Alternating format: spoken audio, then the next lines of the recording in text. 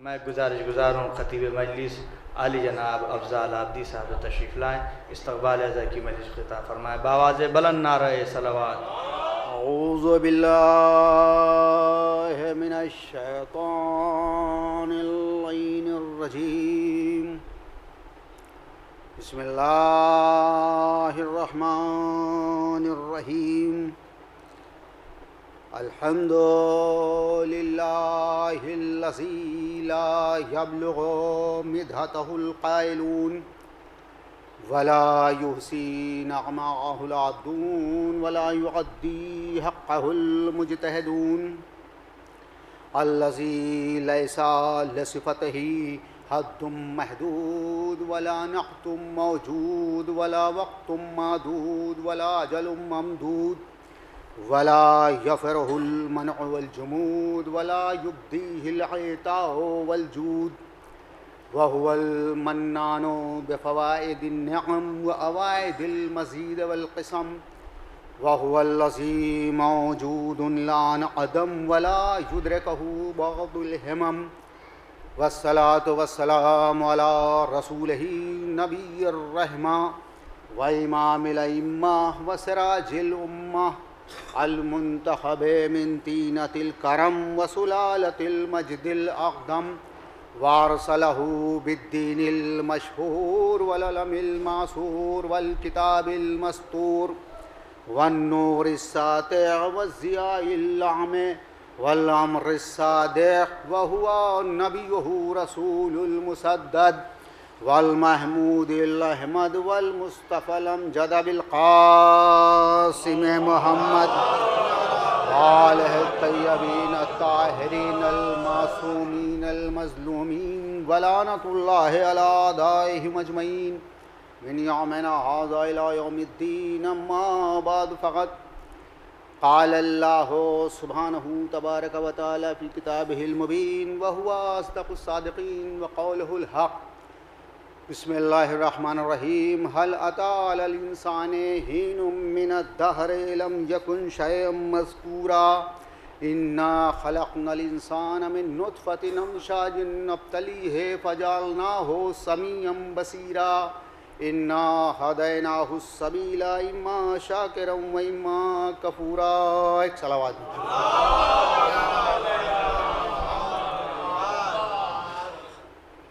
हुसैनिया कायमा खातून में इस्तक़बाल अज़ा की इस वक्त की जो मजलिस मुनक़िद हो रही है, मैं ममनून और मुतशक्किर हूँ डॉक्टर असद अब्बास साहब का कि उन्होंने मुझे ये मौका फराहम किया कि ज़ाकिरी का शरफ़ मुझे यहाँ हासिल हो रहा है। इससे पहले भी मजलिस पढ़ चुका हूँ, यहाँ हाज़िर हो चुका हूँ, लेकिन चूँकि ज़ाकिरीन की फ़हरिस्त तवील है लिहाजा रोटेशन में वक्त तो लगता ही है। सलावत बर मोहम्मद वाले मोहम्मद। भाई एक और सलावत भेजिए मोहम्मद वाले मोहम्मद। तो बहरहाल मैंने सूरह हल अता की इब्तदाई आयात की तिलावत का शरफ़ हासिल किया है। ज़ाहिर सी बात है कि पेशखानी में 1 घंटे से ज़्यादा का वक्त लग चुका है, लेकिन जो ये वक्त 1 घंटे से ज़्यादा पेशखानी में या जो 40, 45, 50 मिनट मैं लूँगा, ये ना समझिएगा कि यह वक्त ज़ाया हो गया, इसलिए कि जितनी देर आप फ़र्श आज़ा पर बैठे हैं उतनी देर आप इबादत में मशगूल हैं। इबादत में मशगूल हैं इसलिए कि जब से सिलसिला शुरू हुआ है, जाहिर सी बात है कि या कुरान की तिलावत हो रही है या अहले बैत का ज़िक्र हो रहा है। हमारी मजलिस का तो तरीक़ा ही यही है कि कुरान सामित से बात शुरू होती है, कुरान नातिक़ पर तमाम होती है। एक सलावत भेजिए मोहम्मद वाले मोहम्मद। इरशाद हो रहा है कि हल अता अलल इंसानि हीनुम मिनद दहरि लम यकुन शयअम मज़कूरा। क्या इंसान पर एक ऐसा वक्त नहीं गुज़रा है कि वो कोई काबिल ज़िक्र चीज़ न था। कुरान में बहुत से मकामात, उलमा तशरीफ़ फरमा है, पढ़े लिखे हज़रात मौजूद हैं, बहुत से मकामात आपको कुरान करीम में ऐसे मिलेंगे जहाँ खालिक ने सवाल किया है इंसानों से, और जो सवाल है उसी में जवाब भी मुज़मर नज़र आता है। मसलन इरशाद होता है कि क्या आलिम और जाहिल बराबर हो जाएंगे? हल यस्तविल लज़ीना यालमूना वल्लज़ीना ला यालमून। क्या आलिम और जाहिल बराबर हो जाएंगे? जाहिर सी बात है कि जवाब इसी में मुज़मर है, नहीं, आलिम और जाहिल बराबर नहीं हो सकते। हल यस्तविल आमा वल बसीर, क्या बीना और नाबीना बराबर हो जाएंगे? कहा नहीं साहब, नहीं हो सकते, मुमकिन नहीं है।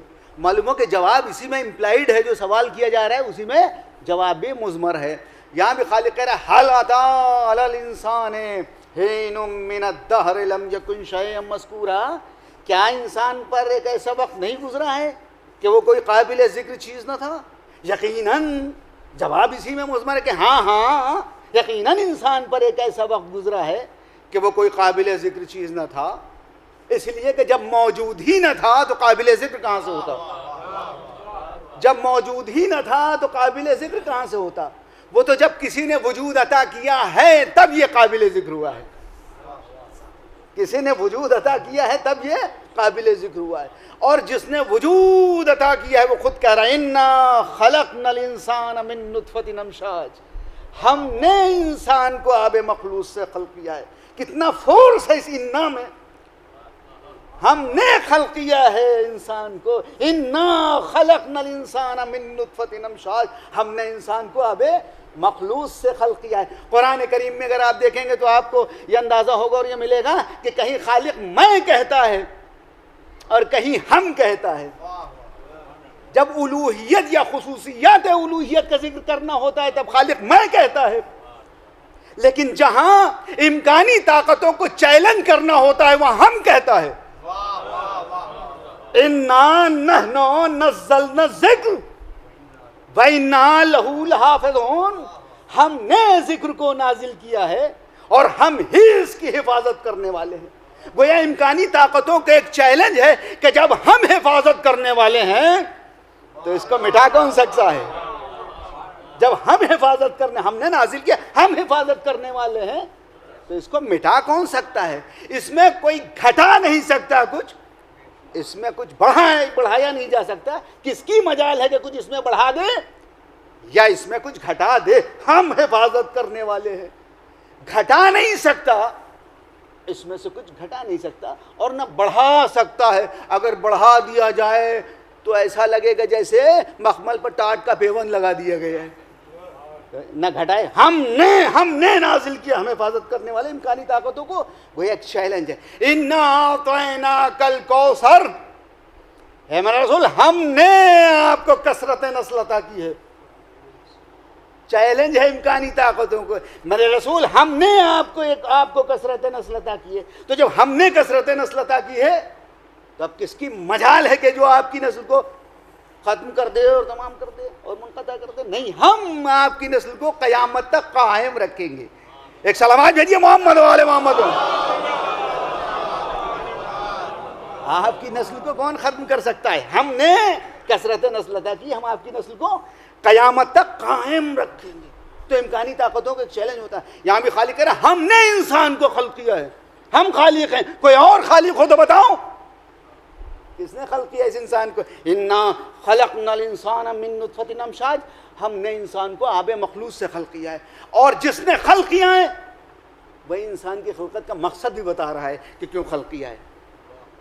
नब्तली है ताकि हम इसे आजमाएं, ताकि हम इसे महल्ले आजमाइश में लाएं, ताकि हम इसका इम्तिहान लें। जो खालिक है जाहिर सी बात है गरज भी तो वही मुअय्यन करेगा। तो वो खालिक है, उसी ने कहा हमने खल्क़ किया इंसान को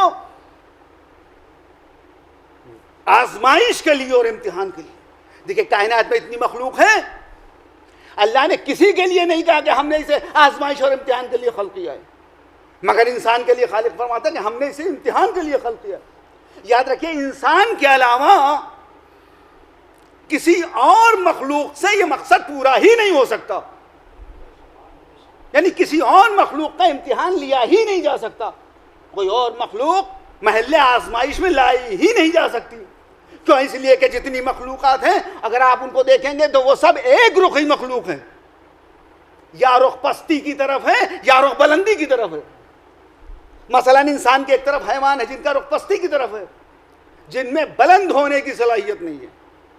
इंसान के दूसरी तरफ फरिश्ते हैं जो यकीनन बुलंद मखलूक है, जिनकी बुलंदी में किसी को शक नहीं हो सकता, इसलिए कि उनकी मदा खुद मौलाए कायनात हजरत अली इब्न अबी तालिब अलैहिस्सलाम ने नहजुल बलागा में किए। मौला फरमाते हैं कि फरिश्तों की इबादत का आलम यह है कि जो रुकू में है वो रुकू में है, जो क़याम में है वो क़याम में है, जो सजदे में है वो सजदे में है। यह फरिश्तों की इबादत का आलम कि जो क़याम में है वो हमेशा से क़याम में है, जो रुकू में है वो हमेशा से रुकू में है, जो सजदे में है वो हमेशा से सजदे में है। मगर एक बात अर्ज करता चलूँ आपकी खिदमत में, ये ना समझ लीजिएगा कि जो रुकू में है वो बेला इरादा रुकू में है, जो क़याम में है वो बेला इरादा क़याम में है, जो सजदे में है वो बेला इरादा सजदे में है। जी नहीं, फरिश्तों की इबादतें बेला इरादा नहीं है। दलील यह है कि अगर फरिश्तों की इबादतें बेला इरादा होती तो महल पहचान कर रिजवान कहीं दर्जी ना बन जाता, जिब्रील कहीं झूला झूलाने के लिए ना आ जाते, मीकाइल कहीं चक्की पीसने ना आ जाते। रिजवान का किसी दर पर दर्जी बन के आ जाना, जिब्रील का कहीं झूला झूलाने के लिए आ जाना, मीकाइल का कहीं चक्की पीसने आना, इस बात की दलील है कि उनकी इबादतें बेला इरादा नहीं है।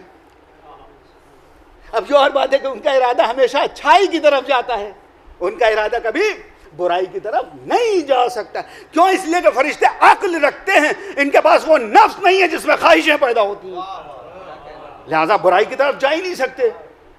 हमेशा इनका इरादा अच्छाई की तरफ जाता है, उनकी इबादतें बेला इरादा नहीं है। तो जो फरमाता बुलंद मखलूक, उनकी बुलंदी में किसी को शक नहीं हो सकता। उनका रुख बुलंदी की तरफ है, पस्ती की तरफ जाने की सलाहियत नहीं। वो अक्ल रखते हैं, नफ्स नहीं रखते। हैवान का रुख पस्ती की तरफ है, उसमें बुलंद होने की सलाहियत नहीं, इसलिए कि हैवान नफ्स रखता है, अक्ल नहीं रखता। इंसान एक ऐसी मखलूक है कि जिसके पास नफ्स भी है और अक्ल भी है। खालिक ने इसे नफ्स भी अता किया और अक्ल भी अता की है। शायद इसी वजह से ये लचकदार मखलूक है। इसमें घटने की सलाहियत भी है, इसमें बढ़ने की सलाहियत भी है, इसमें पस्ती की तरफ जाने की सलाहियत भी है, इसमें बुलंदी की तरफ जाने की सलाहियत भी है। इससे इताअत भी होती है, इससे मासियत भी होती है। अब देखिए, कब इंसान पस्ती की तरफ जाता है और कब इंसान बुलंदी की तरफ जाता है। याद रखिए कि जब नफ्स डोमिनेंट होता है अक्ल के ऊपर, तब इंसान पस्ती की तरफ जाता है, तब इंसान से मासियतें होती हैं, तब इंसान से गुनाह सरजद होते हैं। जब नफ्स डोमिनेंट होता है अक्ल के ऊपर, इंसान ख्वाहिशात नफसानी की पैरवी करता है, पस्ती की तरफ जाता है। जब नफ्स गालिब आता है और जब पस्ती की तरफ जाता है तो फिर हुजूर इतना पस्त होता है, इतना पस्त होता है, इतना पस्त होता है कि यह हैवान से बदतर हो जाता है। और ये मैं थोड़ी कह रहा हूँ, कुरान ने कहा है, उलाइका कलनाम बल हो मजल, इनकी मिसाल चौपाइयों जैसी है। अरे यही कह के खामोश हो जाता है कुरान कि इनकी मिसाल चौपाइयों जैसी है। नहीं कहा बल हो मजल, बल्कि उससे भी बदतर। इसका मानी जब इंसान पस्ती की तरफ जाता है तो यह हैवान से बदतर हो जाता है। मैं एक सिफत जल्दी से अर्ज करूं और बात को आगे बढ़ाऊं। हैवान से बदतर कुरान ने कहा है। हैवान कह के खामोश हो जाता, लेकिन हैवान से बदतर कहा है। इसका मानी है कि यह इंसान किसी एतबार से हैवान होता है और किसी एतबार से हैवान से बदतर हो जाता है। एक मिसाल मैं अर्ज करूं आपकी खिदमत में। हैवान की एक सिफत यह है कि जब इसे भूख लगती है तो यह पेट भरने में यह नहीं देखा करता कि यह माल किसका है। पेट भरने में यह नहीं देखा करता है कि यह माल किसका है, यह खेत किसका है, यह बाग किसका है। जब इसे भूख लगती है तो जिसका खेत पाता है चर जाता है, जिसका बाग पाता है खा जाता है। यह पेट भरने में जायज और नाजायज नहीं देखा करता। वो ये नहीं देखता ये माल किसका है, हमें खाना चाहिए कि नहीं खाना चाहिए। बस इसे तो पेट भरने से मतलब है। अगर किसी ने अपने जानवर के लिए भी चारा जमा किया है तो ये नहीं सोचेगा कि भाई उसने अपने जानवर के लिए चारा जमा किया, ये तो जाएगा, इसे तो भूख मिटाने का तरीका यही मालूम है, ये खाना शुरू कर देगा। जिसने अपने जानवर के लिए चारा जमा किया है, अगर वो मारना शुरू कर दे इसे, तो देखने वाला भी यही कहता है भाई क्यों मारते हो बेचारे को। मैं सारा चारा खा गया फिर भी बेचारा, खेत का खेत चर गया फिर भी बेचारा, मैं बाग का बाग खा गया फिर भी बेचारा। सल्लल्लाहु अलैहि वसल्लम।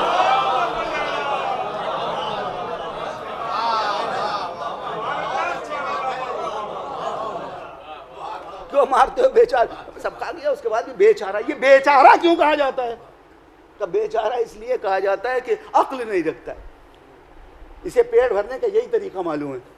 ये पेट भरने में जायज़ और नाजायज़ नहीं देखा करता, इसीलिए कहा जाता है बेचारे को क्यों मारते हो, है? ये बेचारा है, वो बेचारा है, मगर इंसान बेचारा नहीं है।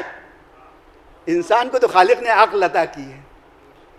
हैवान पेट भरने में जायज़ और नाजायज़ का ख्याल नहीं रखता तो उसे कहा जाता है बेचारा। लेकिन अगर यह सिफत किसी इंसान में पाई जाए जो पेट भरने में जायज़ और नाजायज़ का ख्याल न रखे, तो इस सिफत के एतबार से वो हैवान हुआ कि नहीं? यकीनन हुआ हैवान की सिफत है कि पेट भरने में जायज़ और नाजायज़ का ख्याल नहीं रखता। अगर इंसान में यह सिफत पाई जाए तो वो भी हैवान। लेकिन वहां बेचारा इसलिए कि अक्ल नहीं रखता। इंसान में अगर यह सिफत पाई जाए अक्ल रखते हुए कि पेट भरने में जायज़ और नाजायज़ का ख्याल ना रखे, तो याद रखिए कि यह हैवान से बदतर हुआ, इसलिए कि अक्ल रखता है। इसलिए कुरान ने कहा उलाइका कल अनाम बल हुम अज़ल, इनकी मिसाल चौपाइयों जैसी, बल्कि उससे भी बदतर है। कब होता है? जब नफ्स डोमिनेंट होता है अक्ल के ऊपर। लेकिन जब अक्ल गालिब आती है नफ्स के ऊपर, तो फिर इंसान बुलंदी की तरफ जाता है। और जब बुलंदी की तरफ जाता है तो फिर इतना बुलंद होता है, इतना बुलंद होता है, इतना बुलंद होता है कि एक मंजिल वो आती है कि मासूम मलक भी लरस के पीछे हट जाता है। और इंसान कामिल जिसे कुरान ने कहा यासीन, वो कहता है कि आओ जिब्रील, तो जिब्रील कहते मैं बाल बराबर भी आगे नहीं बढ़ सकता, बढ़ूंगा तो जल जाऊंगा, मैं आगे नहीं। रुक जाते हैं जिब्रील, आगे नहीं बढ़ते, कहते मैं बाल बराबर भी आगे नहीं बढ़ूंगा, जब बढ़ूंगा तो जल जाऊंगा। और यह इंसान कामिल आगे बढ़ता हुआ चला जाता है। अब कहां तक जाता है ये कौन बताए? इसलिए कि जो एक साथ गया था वह भी तो सिदरा पर रुक गया, वह भी तो रुक गया, तो बताएगा कौन कहाँ ये इंसान कामिल कहां तक गया? आओ जिब्रील, का नहीं मैं आगे नहीं बढ़ सकता, मेरी मंजिल खत्म हो गई। एक लफ्ज़ कहने को जी चाहता है, अब बड़े गौर से सुन भी रहे और दिल चाहता है कि भाई एक बात अर्ज करके जल्दी से आगे बढ़। पैगंबर इस्लाम ने कहा जिब्रील, जिब्रील कहते हैं मैं आगे नहीं बढ़ सकता, बढ़ूंगा तो जल जाऊंगा। मेरा दिल चाहता है मैं कहूं ए साहिब खुल्क़ अज़ीम, जिब्रील आपके साथ इतनी दूर से आया है, इखलाक का तकाजा यह है कि आप अपने साथ जिब्रील को ले जाएं। ये क्या किया आपने कि सिदरा पर छोड़ दिया और आप आगे बढ़ गए? आपको चाहिए कि जिब्रील को अपने साथ ले जाएं, इसलिए कि हमने तो आपके वसी का ये अखलाक देखा है कि अपना नहीं कोई गैर भी अगर थोड़ी देर के लिए साथ हो जाता है तो उसे कुछ दूर तक पहुंचाने जाते हैं।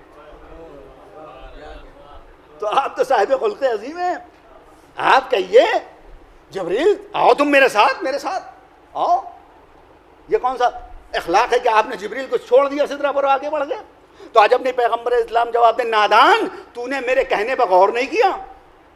मैंने कहा तो जिब्रील से कि आओ जिब्रील, ये अखलाकी के तकाजे के बिना पर कहा था कि जिब्रील आओ, वरना अगर जिब्रील को अपनी हद मालूम है तो क्या मुझे जिब्रील की हद नहीं मालूम?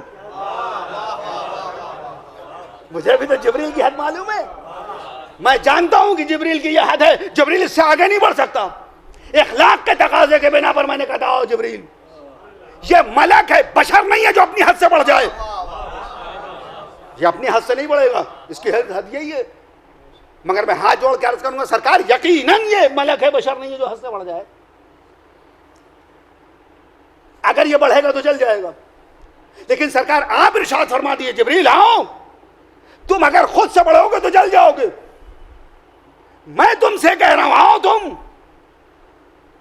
मेरे कहने से आओ। जब तुम मेरे कहने से आओगे, मेरे करीब रहोगे तो कैसे जलोगे?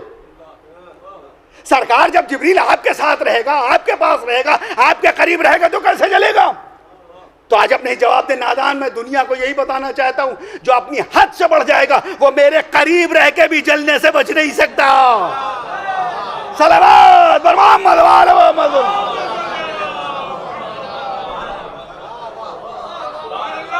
एक और सलावत भेजिए मोहम्मद व आले मोहम्मद।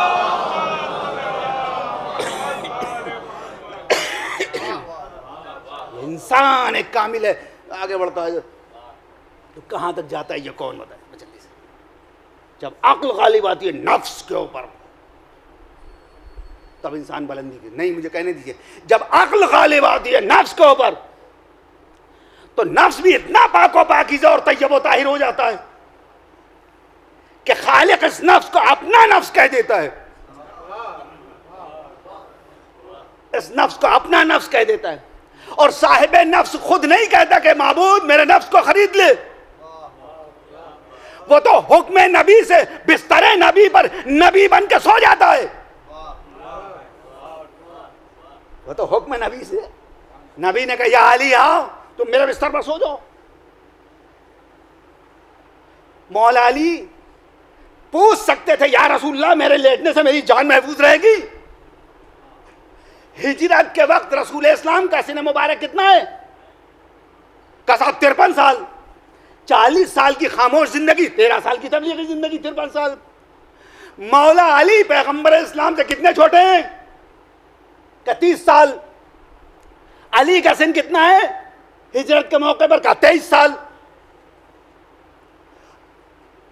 रसूल का सिन है 53 साल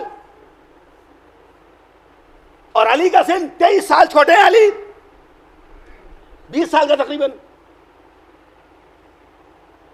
अब जरा कैलकुलेट कीजिए, 53 साल रसूल, 30 साल छोटे, 20 साल हुए नहीं। अब आपसे मैं पूछता हूं, ये रसूल का सिन है 53 साल का, अली 30 साल रसूल से छोटे हैं। पैगंबर इस्लाम कह रहे खिंची हुई तलवारों में तुम क्या अली? दुश्मन ने मुहासरा कर रखा है घर का, कत्ल का मंसूबा बना के आया है, नबी को कत्ल करने आया है। पैगंबर इस्लाम क्या कह रहे? या अली तुम मेरे बिस्तर पर लेट जाओ या तुम मेरे बिस्तर पर सो जाओ, जो भी कहो। इस वक्त सब ऐसा नहीं है। अली ये नहीं कहते या रसूलल्लाह मेरे लेटने से मेरी जान महफूज रहेगी। मैं पूछता हूं, ये बताइए इस वक्त जीने का हक किसे ज्यादा है, नबी को या तो ज्यादा हक है या अली को? इसलिए कि नबी का सिन 53 साल, अली का सिन 20 साल। जीने का हक ज्यादा किसे है? जिसका सिन कम है उसे, या जिसका सिन ज्यादा है उसका उसे? अली ये नहीं कहते या रसूलल्लाह आप मेरे लेटने से मेरी जान बचेगी, का या रसूलल्लाह मेरे लेटने से आपकी जान बच जाएगी। हाँ या अली तुम्हारे लेटने से मेरी जान बच जाएगी। अब तारीख बताती है कि फौरन अली ने सर सजदे शुक्र में रखा और मुहद्दिस देहलवी को लिखना पड़ा कि यह पहला सजदे शुक्र था जो रूह जमीन पर अदा किया गया। आज मुसलमानों में यह सजदे शुक्र राइज है। मुहद्दिस देहलवी ने कहा पहला पहला पहला सजदे शुक्र था जो अली ने शब हिजरत किया। इसका मानी ये सजदे शुक्र हमें कुरान से नहीं मिला है, अली के अमल से मिला है।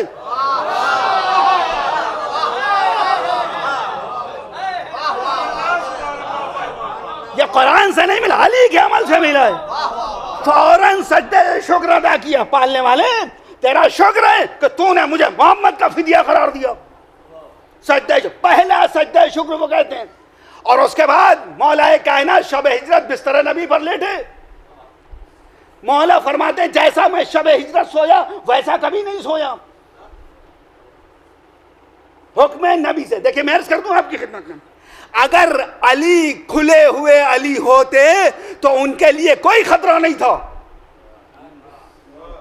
खतरा तो तब पैदा हुआ जब वो नबी बन के सोए। इसलिए कि खतरा नबी की जान को था, अली को खतरा नहीं था। कत्ल करने नबी को आए थे, अली को कत्ल करने नहीं आए थे।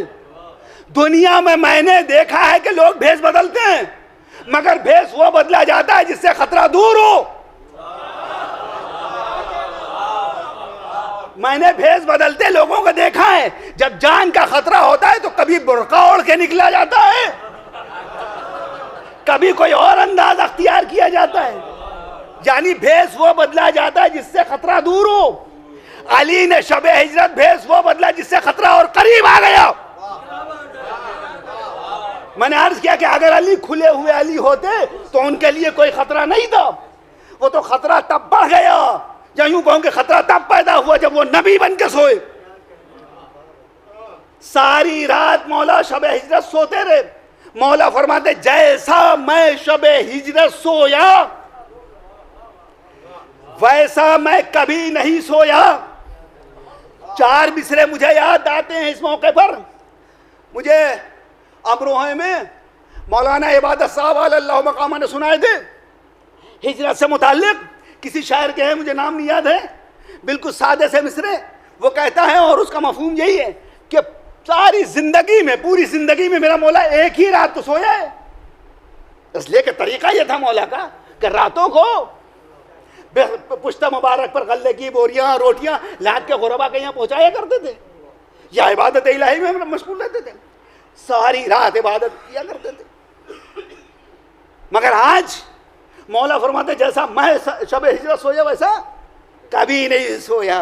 तो अब शायर मौला को मुखातब करके कह रहा है कि न जिक्र, ज़हन में बात रहे, मौलाना इबादत साहब अल्लाह मकामा ने 4 से सुनाए थे मुझे, न जिक्र इलाही में काटी है रात।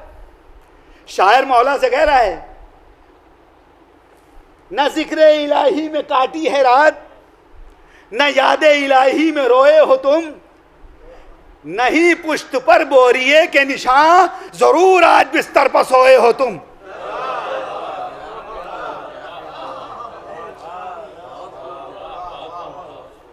न जिक्र इलाही में काटी है रात, न याद इलाही में रोए हो तुम, नहीं पुश्त पर बोरिए के निशान जरूर आज बिस्तर पर सोए हो तुम।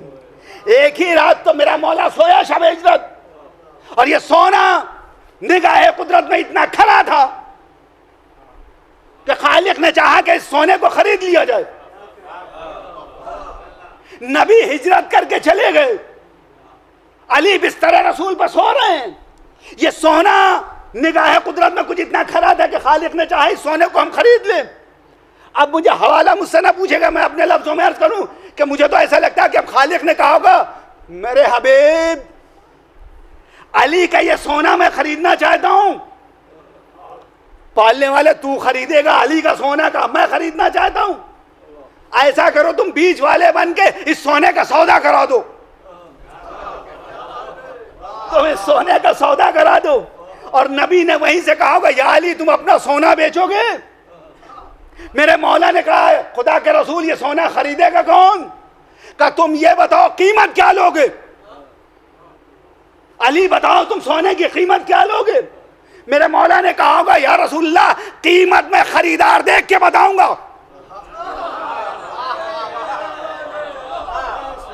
खुदा के रसूल बताइए मेरा सोना खरीदना कौन चाहता है? कीमत क्या लोगे? क्या कीमत खरीदार देख के बताऊंगा। क्या या अली तुम्हारा सोना खुदा खरीदना चाहता है? तो खुदा के रसूल अगर मेरा ये सोना खुदा खरीदना चाहता है तो उससे कुछ कहना ही नहीं, बस जो उसकी मर्जी हो दे दे। सलावत बर मोहम्मद व आले मोहम्मद।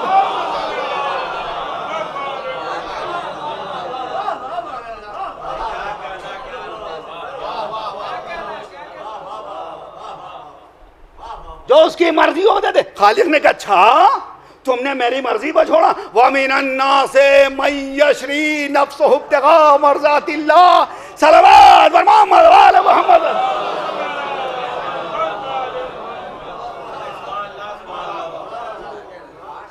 शब हिजरत मौला एक ही बिस्तर नबी पर नबी बनकर खालिक ने फरिश्तों को पकड़ी, जबरील और मिकाईल हमने तुम दोनों को एक दूसरे का भाई बनाया है, एक की उम्र दूसरे से ज्यादा करार दी है। कौन है जो अपनी उम्र का बड़ा हुआ हिस्सा अपने दूसरे भाई को दे दे?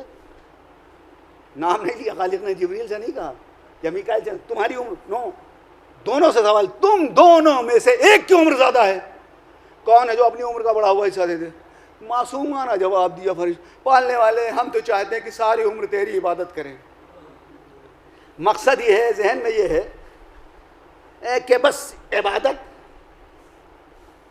सजदों का नाम है, नमाज का नाम है इबादत। मलक के जहन में यह बात नहीं है कि दूसरे के काम आना भी इबादत है। पालने वाले अगर उम्र का बढ़ा हुआ हिस्सा दूसरे को दे दिया तो कोई इबादत में इतनी कमी हो जाएगी। मलक का तसव्वुर इबादत इनफरादी और शख्सी है। वो सिर्फ नमाज को इबादत समझता है, उसके जहन में यह बात नहीं है कि दूसरे के काम आना भी इबादत है, अगर वो इस लायक हो। बस खालिक ने कहा देखो जमीन की तरफ किस तरह से एक भाई है जो अपने भाई पर जान कुर्बान कर रहा है, तुम क्यों ना हुए मिस्ल अली इब्न अबी तालिब के। किस तरह से एक भाई है जो अपने भाई पर जान कुर्बान कर रहा है। अब खालिक कहता जाओ जिब्रील और मीकाईल हिफाजत करो अली की, और जा रहे हो तो खाली हाथ ना जाओ। तरीका रहा है खालिक का, दस्तूर रहा है खालिक का, जब भी फरिश्तों को दर आले मोहम्मद पर भेजा है तो कोई ना कोई तोहफा दे के भेजा है। मुझे याद है जब जिब्रील ने कहा था पालने वाले इजाजत है कि मैं छठा हो जाऊं, तो खालिक ने कहा था जाओ लेकिन आए तथीर का तोहफा लेते जाओ। अब यहां भी खालिक क्या खाली हाथ भेजते, नहीं जा रहे हो तो एक आयत का तोहफा लेते जाओ।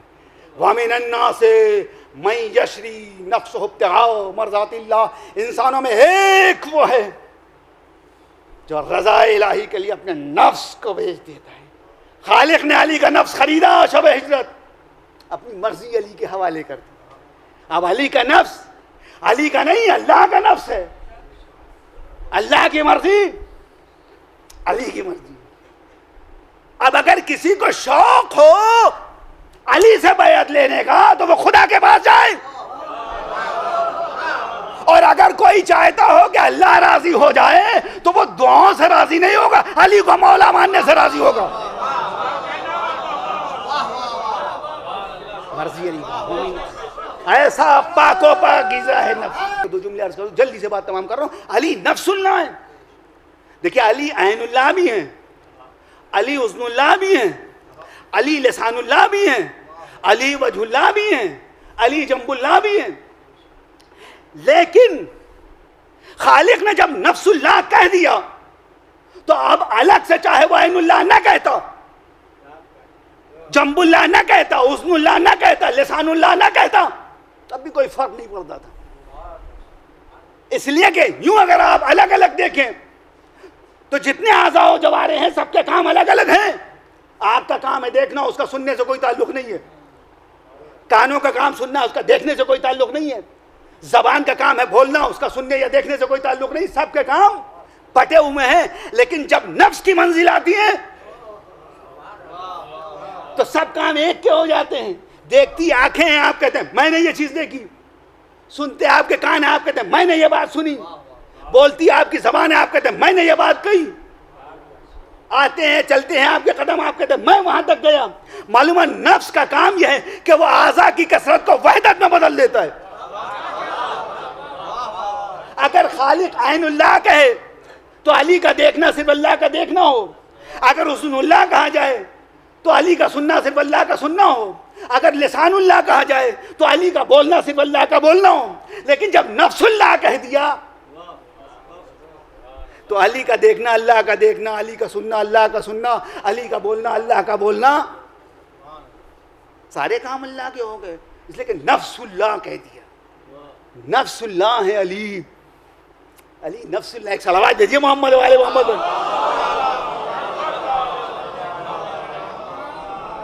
नफ्सुल्लाह है, अब बस उज़्नुल्लाह, ऐनुल्लाह, लिसानुल्लाह, जंबुल्लाह, वजहुल्लाह और वलीउल्लाह, इतने अली। एक बात कहूं, इतने अल्लाह और एक अली, एक अली और इतने अल्लाह, उज़्नुल्लाह, ऐनुल्लाह, लिसानुल्लाह, जंबुल्लाह, नफ्सुल्लाह, एक अली। और उसके बाद भी कहते हैं कि नुसैरी भटक गए। भाई एक अली के साथ इतने अल्लाह लगा दिए और उसके बाद कहते हैं नुसैरी बहक गए। अच्छा नुसैरी बहक गए, अल्लामा इकबाल को क्या कहिएगा? सलावत बरबाद मारो वाले।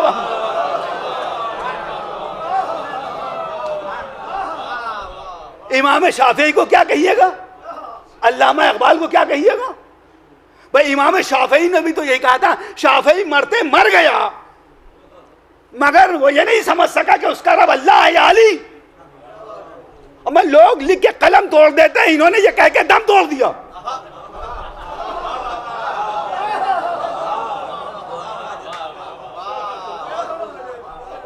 अल्लामा इकबाल को क्या कहिएगा? वो कहते हैं अज होश शुदम मगर बहोशम गोई के नुसैरी खामोश हम। वो कहते हैं होश खोने के बाद भी मैं इतना बाहोश हूं कि जब मुझे कोई नुसैरी कहता है तो मैं खामोश रहता हूं, ना हां कहता हूं ना नहीं कहता हूं। ये भैया शायर मशरिक अल्लामा इकबाल, बड़ा फलसफी मुफक्किर, वो कह रहे हैं कि आज होश शुदम बगैर बहोश हम, गोई के नुसैरी खामोश हम। होश खोने के बाद भी इतना बाहोश हूं कि अगर मुझसे कोई कहे अल्लामा इकबाल ये बताओ क्या तुम नुसैरी हो गए, तो मैं खामोश रहता हूं, ना हां कहता हूं ना नहीं कहता हूं। लोग कहते हैं साइलेंस इज हाफ कंसेंट, मुझे तो पूरी कंसेंट नजर आ रही है। सलावत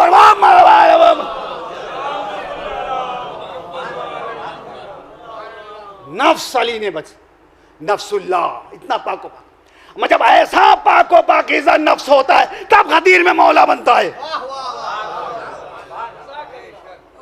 ऐसा साहिब नफ्स होता है कि खालिक नफ्स को अपना नफ्स कहते, तब गदीर में मौला बनाया जाता है।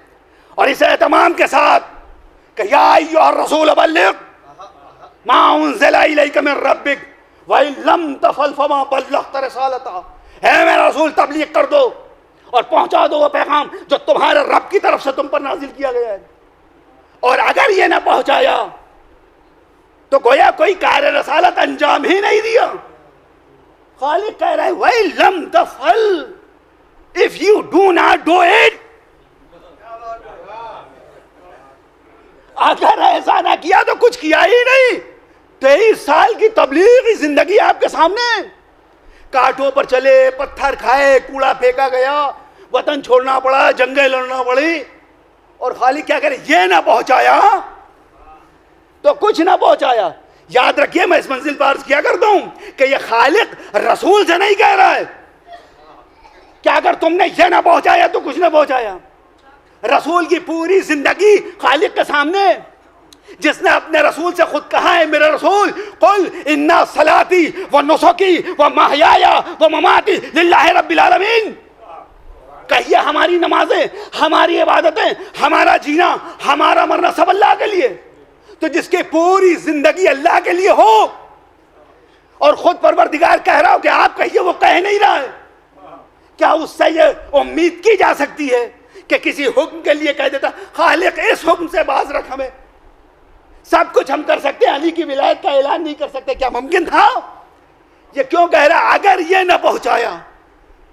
मेरी तो समझ में यही बात आती, कभी कभी तरीका होता है बात करने का, ये भी एक अंदाज होता है। अगर बराह रास्त किसी से कोई बात कोई नहीं कहना चाहता है तो किसी को से कह के किसी को सुनाया जाता है। बराह रास्त नहीं कहना है किसी से, तो आप कहीं किसी से बात कही जाती और किसी को सुनाई जाती है, और जिसको सुनाई जाती है वो समझ भी जाता है। वो कहता है असल में भाई वो आपसे थोड़ी कह रहे थे, वो तो हमको सुना रहे थे। बस मुझे कदीर में कुछ ऐसा ही लगता है। खालिक ने कहा है रसूल से अगर ये ना पहुंचाया तो कुछ ना पहुंचाया, कहा रसूल से, सुनाया मुसलमानों को, अगर तुमने ये ना माना तो कुछ ना माना। सलावत बर मोहम्मद वाले।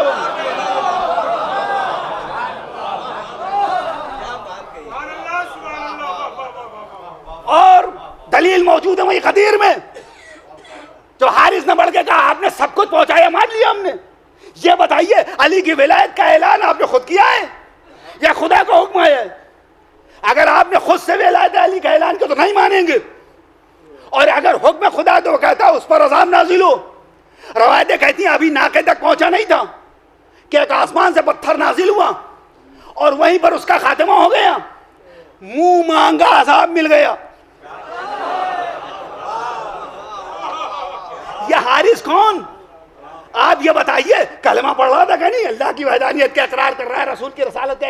उसने कहा हमने ला इलाहा इल्लल्लाह कहा, हमने मोहम्मद रसूलुल्लाह कहा, हमने नमाजें पढ़ी, हमने हज किया, हज करके भी आ रहा है। तो मुसलमान भी है, वो सहाबी भी है, रसूल के साथ है, हज करके आया, हाजी भी है, सारी बातों का इकरार कर रहा है। लेकिन उसने कहा हम विलायत अली को नहीं मानेंगे। अजाब फौरन नाजिल हुआ उस पर। मेरा दिल चाहा खालिक की बारगाह में अर्ज करूं, माबूद सब कुछ मान रहा है, तेरी वहदानियत का कायल, तेरे रसूल की रसालत का कायल, वाजिबात का कायल है, मुनकर नहीं है, मुहर्रमात से अपने को बचा रहा है, सारी बातें मौजूद हैं, सब कुछ मान रहा है, सिर्फ विलायत अली का इनकार ही तो कर रहा है। अच्छा खासा मुसलमान है,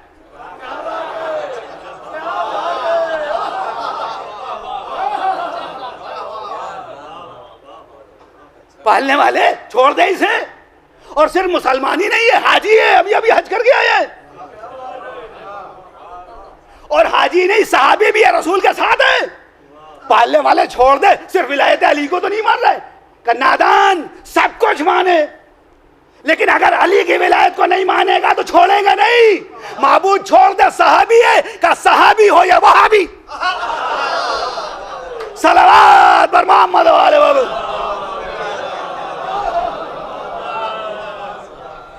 एक और सलावत भेजिए, मोहम्मद वाले मोहम्मद। विलायत अली,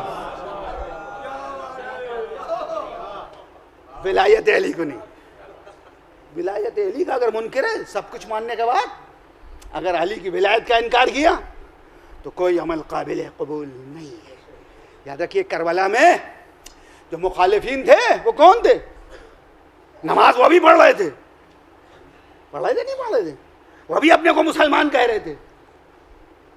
लेकिन जब फरजंदे रसूल ने पूछा क्यों कत्ल कर रहे हो, तो क्या कहा था? बुग़्ज़न लिअबीक, यही तो कहा था, तुम्हारे बाप की दुश्मनी में। ये कह के गोया उन्होंने अपने मजहब का ऐलान कर दिया। लोग कहते हैं कातिलान हुसैन मुसलमान थे, और मुसलमान थे तो किस फिरके से उनका ताल्लुक था जी? वो तो खुद ही अपने मजहब का ऐलान कर रहे हैं। वो कह रहे हैं कि हम अली के बुग़्ज़ में, तुम्हारे बाप की दुश्मनी में तुम्हें कत्ल कर रहे हैं। पैगंबर इस्लाम की हदीस मुत्तफ़क़ अलैह मौजूद है, या अली हुब्बुका तक़वा व ईमान व बुग़्ज़ुका कुफ़्रन व निफ़ाक़। तो जो अली का दुश्मन है वो मुसलमान कहाँ से हो सकता है?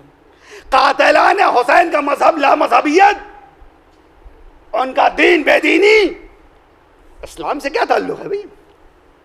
उनका इस्लाम से क्या ताल्लुक है? कोई ताल्लुक नहीं, उनका इस्लाम से कोई ताल्लुक नहीं था। और इस्लाम से ताल्लुक होना कैसा, उनका तो इंसानियत से भी कोई रिश्ता नहीं था। हुसैन मुहाफिज इस्लाम भी थे, मुहाफिज इंसानियत भी थे। लोग कहते हैं हुसैन ने बैत क्यों नहीं कर ली, आखिर इतना इनकार क्यों किया, हुसैन ने इतनी शिद्दत से इनकार किया, इतनी बड़ी कुर्बानी क्यों दे दी? ये तो कहते हैं आप कि हुसैन ने इनकार क्यों किया। कभी ये भी सोचा है कि यजीद को इतना इसरार क्यों था? पूरी दुनिया इस्लाम ने उसके हाथ पर बैत कर ली थी, तो हुसैन ने अगर बैत नहीं की थी उसको हुकूमत पर क्या असर पड़ रहा था? क्यों इसरार था कि हुसैन भी बैत कर ले? सब ने बैत कर ली थी, और अगर सब ने बैत नहीं की थी तो तारीख ने नाम गिन के बताए कैसे कि किस किस ने बैत नहीं की थी? तारीख ने नाम गिन के बता दिए, फला फला फला ने बैत नहीं की थी, सब ने बैत की थी। फरजंद रसूल ने बैत नहीं की, फरजंद रसूल ने बैत नहीं की। और मैं तो कहता हूं कि हुसैन का क्या जिक्र है, यजीद की बैत तो हर मुसलमान पर हराम थी, फरजंद रसूल बैत कर लेते मौजल्ला, मुसलमानों पर हराम थी यजीद की बैत। कुरान कहता है ये कि मेरा रसूल तकजीब करने वाले की बैत नहीं होगी। जो रसूल की तकजीब करने वाला है उसकी बैत नहीं हो सकती, नहीं हो सकती। यजीद ने रसूल की तकजीब की कि नहीं? उसने कहा कि नहीं, ये कह रहा था कि नहीं कि ना कोई वही आई थी ना कोई फरिश्ता आया था। ये तो बनी हाशिम ने माज़ल्ला एक ढोंग रचा था हुकूमत हासिल करने के लिए। कहा कि नहीं कहा? तो तकजीब कर रहा है, तो किसी मुसलमान के लिए जायज़ नहीं था कि वो ना कि फरजंद रसूल हुसैन जैसी शख्सियत। किसी शायर ने क्या खूब कहा है हुसैन की शख्सियत के बारे में, कहता कि ख्याले खालिक़े अकबर का हम ख्याल हुसैन। वो कहता है ख्याल खालिक़े अकबर का हम ख्याल हुसैन, जवाल जिसको नहीं है वो ला जवाल हुसैन। ख्याल खालिक़े अकबर का हम ख्याल हुसैन, जवाल जिसको नहीं है वो ला जवाल हुसैन। बशर के रूप में अल्लाह की मिसाल हुसैन, दिले रसूल की धड़कन अली का लाल हुसैन। दिले रसूल की धड़कन अली का लाल हुसैन। शायर कहता है कि हुसैन जैसे किसी के भी वालिदैन नहीं। वो कहता हुसैन जैसे किसी के भी वालिदैन नहीं। बहुत हसीन है यूसुफ मगर हुसैन नहीं। शायर कहता है हुसैन जैसे किसी के भी वालिदैन नहीं। अब ये जो उसने कहा है यह जरूरत है शेरी के लिहाज से, तो हुसैन जैसा किसी के वालिदैन नहीं, वरना अगर मिसरे में गुंजाइश होती तो वह कहता हुसैन जैसे किसी का नाना नहीं। हुसैन के नाना जैसा किसी का नाना नहीं, हुसैन की नानी जैसी किसी की नानी नहीं, हुसैन के दादा जैसा किसी का दादा नहीं, हुसैन की दादी जैसी किसी की दादी नहीं, हुसैन के बाप जैसा किसी का बाप नहीं, हुसैन की माँ जैसी किसी की माँ नहीं। गुंजाइश नहीं है, लिहाजा उसने सिर्फ इतना ही कहा कि हुसैन जैसे किसी के भी वालिदैन नहीं। हुसैन का बाप कौन है? अली इब्न अबी तालिब, जिनके बगैर न इस्लाम की तारीख शुरू हो सकती है न मुकम्मल हो सकती है। न शुरू हो सकती है तारीख इस्लाम, न मुकम्मल हो सकती है। हुसैन की माँ कौन है? मरकज़े तथीर, मरकज़े तथीर, मरकजी शख्सियत है। जब जबरील ने पूछा या रब्बी व मन तातल के साथ, तो खालिक ने शहजादी के जरिए से था हम फातिमतो व अबूहा व बालुहा व बनु। शहजादी कहाँ से लाएगी दुनिया? हुसैन की माँ मरकज़े तथीर। हुसैन का नाना सैयदुल अंबिया, सैयदुल अंबिया है। तमाम नबी हमारे रसूल के उम्मती हैं। सैयदुल अंबिया है हमारा रसूल। रसूल की हुसैन की नानी खदीजतुल कुबरा है, मलिकतुल अरब, जिन्होंने अपनी सारी दौलत इस्लाम पर खर्च कर दी। मैं यहां बात किया करता हूं कि दूसरी अज़वाज रसूल में और जनाब खदीजा में बड़ा फर्क है। दूसरी अज़वाज रसूल वो हैं जिन्हें इस्लाम ने पाला है, और जनाब खदीजा वो हैं जिन्होंने इस्लाम को पाला है।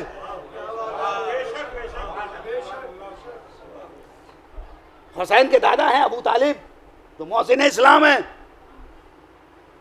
जिनका मर्तबा, जिनकी शान कौन समझ सकता है? जो लोहे महफूज का मुतालिया करते हैं, जो इल्म गैब रखते हैं, जो 30 साल पहले कह देते हैं फातिमा बिन्ते असद से घबराने की जरूरत नहीं, अल्लाह 30 साल बाद तुमको भी ऐसा ही बेटा अता करेगा।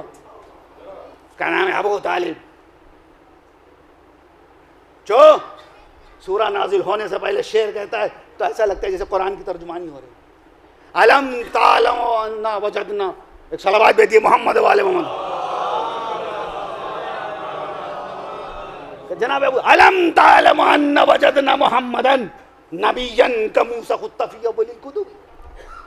जनाब अबू तालिब का शेर कहते हैं मोहम्मद, मैं जानता हूं कि तुम वैसे ही नबी हो जैसा कि मूसा नबी थे, जिनका जिक्र पिछली किताबों में मौजूद है। जनाब मूसा से तशबीह दी है पैगंबर इस्लाम की। कुछ याद आया? सूरह मुज़म्मिल में क्या है? इन्ना अरसलना इलैकुम रसूलन शाहिदन अलैकुम कमा अरसलना इला फिरौन रसूला। हमने तुम्हारी तरफ गवाह बना के वैसा ही रसूल भेजा जैसा फिरौन की तरफ मूसा को भेजा था। जो इस आयत में कहा जा रहा है वही जनाब अबू तालिब अपने शेर में कह रहे हैं। मज़े की बात यह है कि आयत बाद में नाजिल हुई है, अबू तालिब ने शेर पहले कहा है। दो बातों में से एक बात तो मानेंगे आप, या ये मानिए कि अबू तालिब लोहे महफूज का मुतालिया करते, इस आयत को देखा और शेर में तर्जुमा कर दिया, या ये मानिए कि अल्लाह को अबू तालिब की यह तशबीह इतनी पसंद आई कि आयत की शक्ल देके कुरान का जुज़ बना दिया। एक सलावत बर मोहम्मद वाले मोहम्मद। बस बात तमाम कर आगे। कि अबू तालिब मोहसिन इस्लाम, जनाबे फातिमा बिनते असद दादी है, जनाबे इमाम हुसैन अलैहिस्सलाम की दादी है, जो फ़ख्र मरियम है। जनाबे मरियम से कहा गया था जनाबे ईसा की विलादत के वक्त, बाहर चली जाओ, ये इबादत खाना है, सच्चा खाना नहीं है।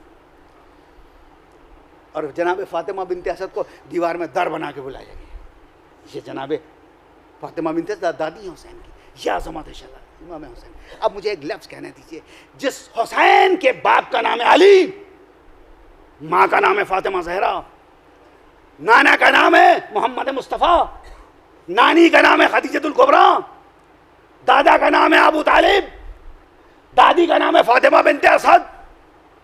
उस हुसैन के इस जुमले की ग्रेविटी अब महसूस कीजिए। जब हुसैन ने कहा था मुझ जैसा इंसान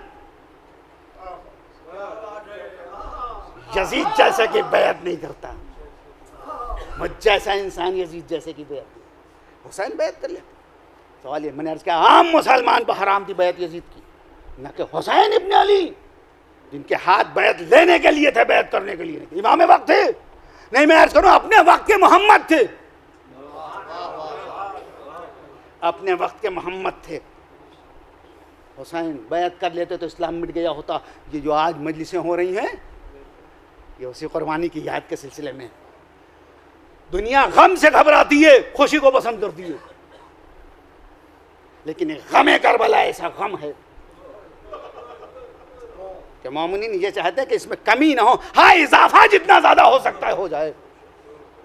आमतौर से अज़ा खाने शबे चांद रात के दिन सजते हैं, मजलिस से शुरू होती है, लेकिन इस अज़ा खाने में इस्तक़बाल अज़ा की एक मजलिस अलग से मुनक़िद होती है, हो रही है मजलिस मुस्तक़बिल, इसलिए कि एक माँ के दिल की तमन्ना थी।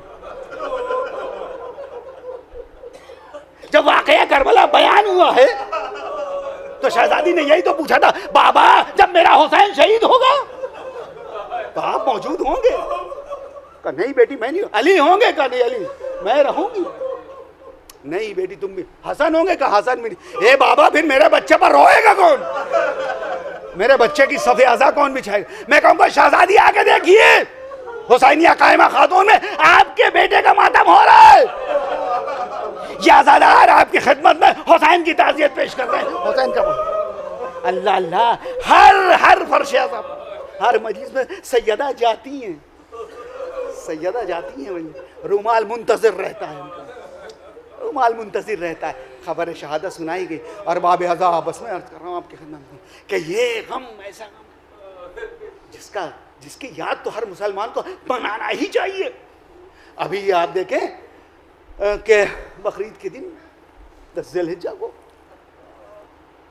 कुर्बानी इब्राहिम की याद मनाई गई, कुर्बानी इस्माइल की याद मनाई गई। इब्राहिम और इस्माइल से हमारा क्या रिश्ता है? हमारा रिश्ता अकीदे का है, अमल का नहीं। जनाबे इब्राहिम से हमारा रिश्ता अकीदे का है, अमल का नहीं। हम उनकी शरीयत पर अमल नहीं कर रहे हैं। हाँ कुछ चीजें उनकी शरीयत की इस्लाम में दाखिल कर ली गई, इसलिए उस पर हम अमल कर रहे हैं, वरना हम शरीयत इब्राहिमी के पाबंद नहीं, शरीयत मोहम्मदी के पाबंद है। हमारा रिश्ता उनसे अकीदे का है, अमल का नहीं। लेकिन हम उनकी कुर्बानी की याद मनाते हैं।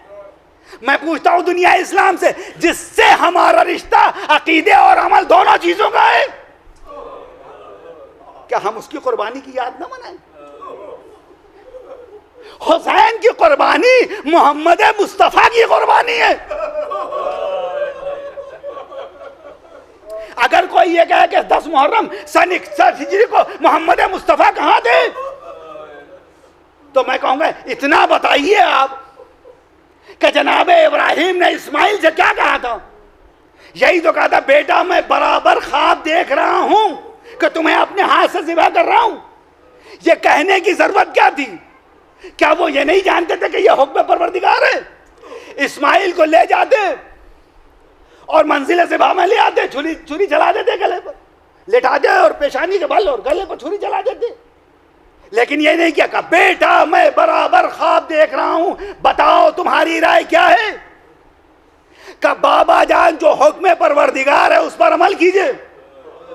अगर जनाबे इब्राहिम इस्माइल से जिक्र न करते और इस्माइल को ले आते और छुरी चलाते तो ये सिर्फ इब्राहिम की कुर्बानी होती, इस्माइल की ना होती। लेकिन जब इस्माइल से भी जिक्र कर दिया तो अब इब्राहिम की कुर्बानी भी है, इस्माइल की कुर्बानी भी है, इसलिए कि अपनी रजा जाहिर कर दी। बहुजूर मुझे कहने दीजिए, अगर कुर्बानी हुसैन का जिक्र पैगंबर इस्लाम से ना किया गया होता तो हुसैन की कुर्बानी सिर्फ हुसैन की कुर्बानी होती, रसूल की कुर्बानी न होती। लेकिन जब रसूल से कहा गया आपका ये हुसैन करबला में 3 दिन का भूखा प्यासा शहीद किया जाएगा, आपका मंजूर। तो जब रसूल ने अपनी रजामंदी जाहिर कर दी, कहा अगर तेरा नाम तेरा दीन मेरे हुसैन की कुर्बानी से बचता है तो मुझे मंजूर। तो अब सिर्फ हुसैन की कुर्बानी नहीं है, रसूल की कुर्बानी है, नहीं बल्कि मुझे कह देना चाहिए पंजतन की कुर्बानी है। इसलिए कि इस कुर्बानी का जिक्र सिर्फ रसूल से नहीं हुआ, मौला अली से भी हुआ।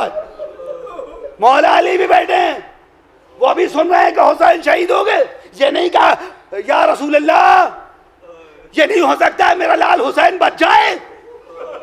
कोई रवायत नहीं मिलती कि मौला अली ने कहा ए या रसूल अल्लाह ये बताइए हुसैन बच जाए, कोई ऐसी तदबीर है? नहीं कहा। अली भी राजी हैं। सैयदा ये तो कहती है बाबा मेरे बच्चे पर रोएगा कौन, मगर ये नहीं कहती है कि ए बाबा कुछ ऐसा नहीं हो सकता कि मेरा हुसैन बच जाए, करबला में शहीद न हो। इमाम हसन ने भी करबला के लिए इंतजाम किया, कासिम को वह वसीयत कर दी, हे बेटा कासिम मैं तो नहीं रहूंगा करबला में, मेरी तरफ से तुम कुर्बान हो जाना। मालूम है पंजतन की कुर्बानी है, करबला पंजतन की कुर्बानी का नाम है, लिहाजा उस कुर्बानी की याद क्यों ना मनाई जाए। हुसैन ने भरा घर कुर्बान कर दिया। अरबाब आज़ा, अब आप जरा देखिए, बस मजलिस तमाम कर रहा हूँ। सबसे पहले तो हुसैन ने वतन की कुर्बानी दी, बस मजलिस तमाम कर रहा हूँ, 2 मिनट की सहमत है। जब हुसैन चलने लगे, जनाब उम्मे सलमा आके कहती है बेटा हुसैन क्या इरादा है? कनानी इराक जा रहा हूँ। का बेटा हुसैन इराक ना जाओ, इसलिए कि मैं तो तुम्हारे नाना से सुना है कि मेरा हुसैन करबला में शहीद किया जाएगा। आका हुसैन कहते नानी जान क्या आप वो जगह देखना चाहती हैं जहां आपका लाल आपका हुसैन जख्मों से चूर होकर घोड़े से गिरेगा? कहा बेटा मैं देखना चाहती हूँ। फरजंदे अबू तुराब ने इशारा किया, आलम की तमाम जमीनें पस्त हुई, करबला की जमीन उभर के आई। नानी जान वो नशेब देख रही है, आपका हुसैन जख्मों से चूर होके वही गिरेगा घोड़े से, वही घोड़े से जमीन पर आएगा और वही आपका हुसैन का खून बहाई जाए। हाथ बढ़ा के थोड़ी सी खाक उठाई, नानी जान ये खाक उसी खाक में रख लीजिए जो मेरे नाना ने आपको दी है। जनाब उम्मे सलमा ने वो खाक उसी खाक में मिलाई जो रसूल इस्लाम ने दी थी। वक्त गुजरा, आशूरे का दिन आया, 10 मुहर्रम को अजीब बेकरारी थी जनाब उम्मे सलमा की। वो कहती बार बार मैं जाके खाके करबला को देखती थी, खाक को खाक पाती थी तो दिल ठहर जाता था, मगर कहती असर के वक्त जरा सी आंख लग गई तो मैंने क्या देखा, अजब आलम में रसूल इस्लाम टहल गए। सर पर अम्मामा नहीं है, गरीबान चाक है, आस्तीनें उल्टी हुई है, जिस पर जा बजा खून की छींटें, हाथ में एक शीशा है जिसमें ताजा खून है। कहती है खुदा के रसूल ये आपका क्या आलम है, ये आपकी क्या हालत है, गरीबान चाक क्यों है, सर पर अमामा क्यों नहीं है, आस्तीनें उल्टी हुई क्यों है, यह आपके हाथ में शीशा कैसा है, इसमें खून कैसा है? ए उम्मे सलमा मैं करबला से आ रहा हूँ, मैं करबला से आ रहा हूँ, मेरा हुसैन करबला में शहीद कर दिया गया। उम्मे सलमा मैं सुबह से करबला के शहीदों का खून जमा कर रहा हूँ, यह करबला के शहीदों का खून है। बस अल्लामा तरी लिखते सुनिए, मजलिस तमाम कर रहा हूँ। वो कहते हैं कि एक बार जनाब उम्मे सलमा ने चादर संभाली, सर पर डाली, आई रोज़ा रसूल पर और आगे कहती खुदा के रसूल अपने हुसैन का पुरसा को बोल कीजिए। रवायतें कहती है कब्र रसूल हिलने लगी, कब्र रसूल हिले। बस 2 मौके मिलते हैं जब कब्र रसूल हिली है। एक मौका यह है कि जब जनाब उम्मे सलमा ने आके रसूल को हुसैन का पुरसा दिया, और एक वो मौका जब लुटा हुआ काफिला आया है मदीने, जनाब ज़ैनब आई कब्र रसूल पर, आने के बाद अपने को गिराया, हे नाना आपका हुसैन करबला में 3 दिन का भूखा प्यासा शहीद कर दिया गया। हे नाना आपकी उम्मत ने यह तोहफा भेजा है, खून में डूबा हुआ कुर्ता निकाला, कब्र रसूल पर डाला, कब्र रसूल हिलने लगी, आवाज आई ज़ैनब इस कुर्ते को जल्दी उठा लो, मेरा कलेजा फटा जा रहा है। जनाब ज़ैनब कहती है बस नाना, अरे खून में डूबा हुआ कुर्ता देखा और बर्दाश्त न कर सके, मैंने अपनी आंखों से हुसैन के खुश गले पर शिम्र का खंजर चलते हुए देखा, मैं फरियाद करती रही, अला लानतुल्लाहि अलल कौमिज़ ज़ालिमीन, सयालमुल लज़ीना ज़लमू वयमुनक़लिबून, इन्ना लिल्लाहि व इन्ना इलैहि राजिऊन, अल्लाहुम्मा लन क़तलतल हुसैन व असहाबही, रब्बना तक़ब्बल मिन्ना इन्नका अंतस समीउल अलीम।